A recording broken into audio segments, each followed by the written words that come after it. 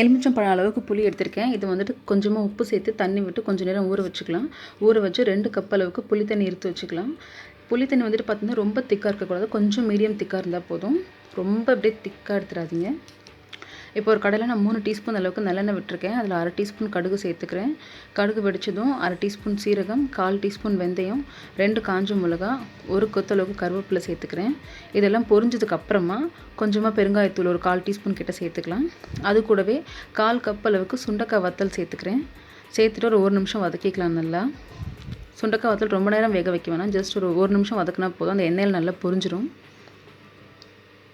இதை எண்ணெயில் நல்லா பொரிய விட்டதுக்கப்புறமா 2 கப் அளவுக்கு புளி தண்ணி சேர்த்துக்கலாம். அது கூடவே 1/2 கப் அளவுக்கு தண்ணி சேர்த்துக்கலாம்.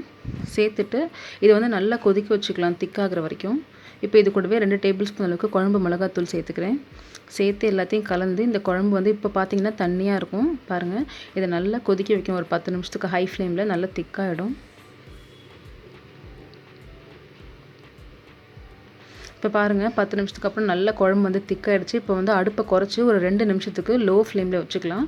1 டீஸ்பூன் எண்ணெய் சேர்த்துக்கிறேன். சேர்த்துட்டு லோ ஃப்ளேமில் வச்சு 2 நிமிஷம் நல்லா கொதிக்க வச்சுக்கலாம் அந்த சூட்லேயே.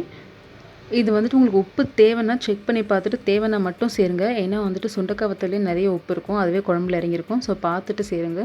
ஒரு 2 நிமிஷம் நல்லெண்ணெய் ஊற்றி நல்லா கொதிக்க விட்டதுக்கப்புறமா கொஞ்சம் நல்லா திக்காக எண்ணெய் பிரிஞ்சு வர மாதிரி இருக்கும். அந்த ஸ்டேஜில் அடுப்பு நிறுத்திட்டு சர்வ் பண்ண வேண்டியது தான். இந்த குழம்புக்கு வந்துட்டு ஒரு வெங்காயம் பூண்டு கூட தேவையில்லை, சுத்தமாக காய்கறியே தேவையில்லை. அவ்வளோ சிம்பிளான குழம்பு, பட் ரொம்பவே ஹெல்த்தியான குழம்பும் கூட. ஸோ கண்டிப்பாக ட்ரை பண்ணி பாருங்கள். தேங்க்ஸ் ஃபார் வாட்சிங்.